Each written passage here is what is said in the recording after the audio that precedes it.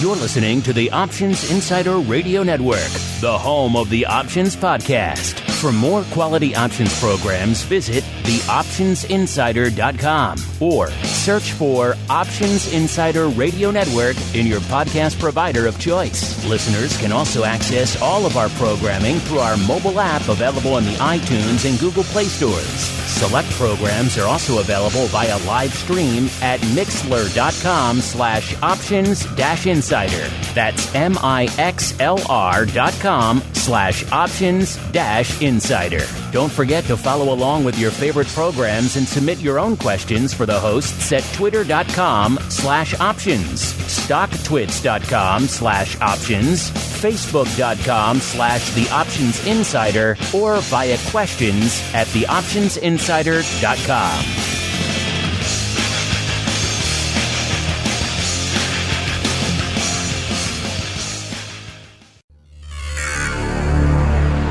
The options market can be a confusing place. Sorting through the daily avalanche of data, alerts, updates, articles, and analysis to find the most important information is an overwhelming prospect. But now you have help.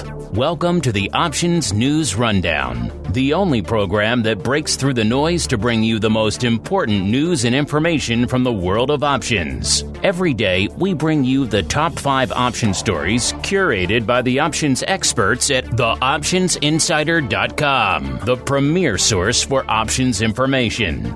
The Options News Rundown is brought to you by Market Taker Mentoring, the leader in options trading education. Get trader education, daily trade ideas, and more with a free 1-week trial of Market Taker Mentoring's Live Advantage Group coaching class by visiting markettaker.com/insider. And now it's time to break through the noise. It's time for your Options News Rundown. Good morning. Today is Thursday, January 24th, 2019. This is your Options News Rundown. I'm Dan Passarelli. Our first story today is from investing.com. It's the top 5 things to know in the market on Thursday. The first is that when somebody wrote this article, they said Wall Street is set to open higher. They said Wall Street is set to open slightly higher following another batch of generally reassuring earnings reports that also drove global stocks broadly higher overnight. Beats from Texas Instrument, United Technologies, and Procter & Gamble Company Wednesday suggested a broad swath of the economy remains in good health. The second thing to know today is the Senate votes on a shutdown after Pelosi bars Trump from the House. The Senate will vote later Thursday on rival proposals to end the partial shutdown of the federal government.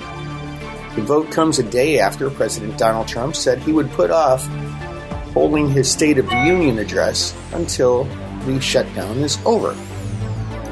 About a quarter of the government has been shut down since December 22nd, when some U.S. agencies' funding expired for reasons unrelated to border security or immigration. Trump has demanded that any shutdown-ending measure must contain $5.7 billion for building a wall on the U.S.'s southern border, funding that Democrats oppose. The third thing to know today is Draghi to be watched for signs of ECB rate hike delay. European Central Bank President Mario Draghi, will hold a press conference after the ECB's first policymaking meeting of the year, which comes after a worrying slowdown in the Eurozone economy in recent months. Flash estimates released earlier Thursday showed Germany's manufacturing sector contracted in January, while the Eurozone Purchasing Managers Index just stayed above the 50 level that signals expansion. No change to policy is expected, but the market is looking for signs that the ECB's first rate hike since 2009, currently expected toward the end of this year, will be pushed back even further. The euro was down 0.3% against the dollar at $1.13.46. The fourth thing to know today is jobless claims and PMI are due. Data on initial jobless claims are due at 8:30 a.m. Eastern Time, with the number of those claiming expected to tick up slightly to 219,000 from 213,000 last week.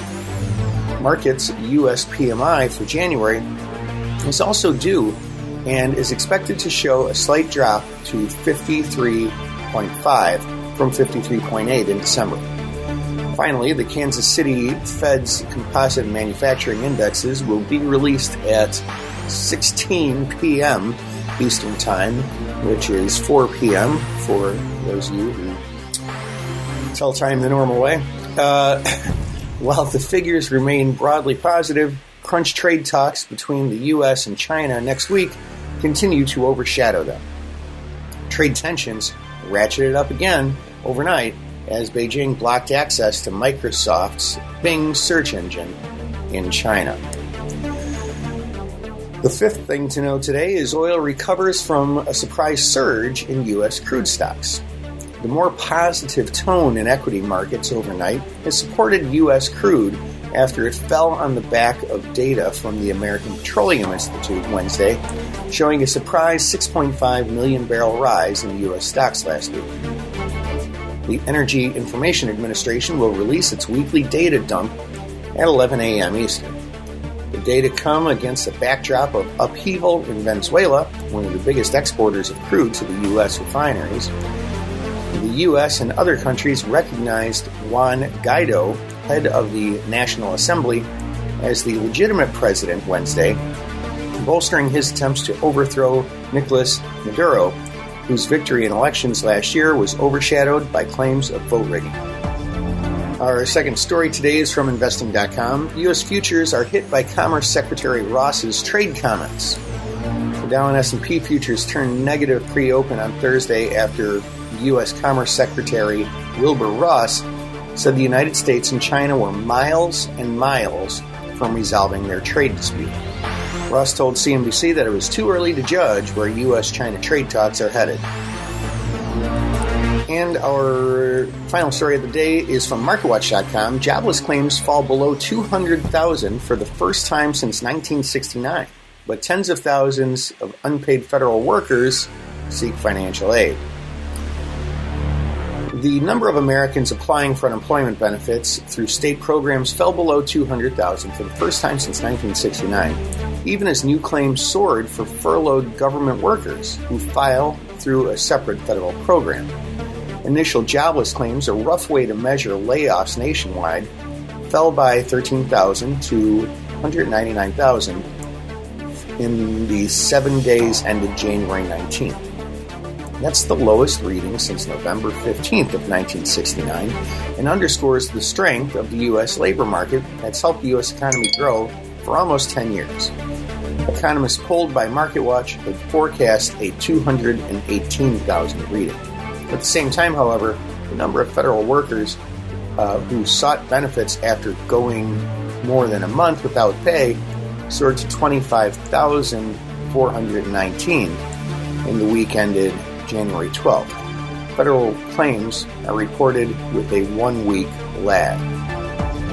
And that is up from 10,454 in the first week of January and nearly 5,000 in the last week of December. The partial shutdown began December 22nd and is now entering its 34th day.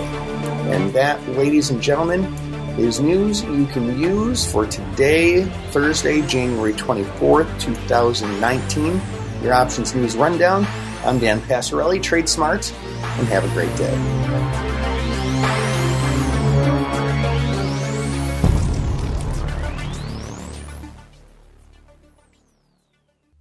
You're listening to the Options Insider Radio Network, the home of the Options Podcast. For more quality options programs, visit theoptionsinsider.com or search for Options Insider Radio Network in your podcast provider of choice. Listeners can also access all of our programming through our mobile app available in the iTunes and Google Play stores. Select programs are also available via live stream at mixlr.com/options-insider. That's mixlr.com/options-insider. Don't forget to follow along with your favorite programs and submit your own questions for the hosts at twitter.com/options, stocktwits.com/options, facebook.com/theoptionsinsider, or via questions at theoptionsinsider.com.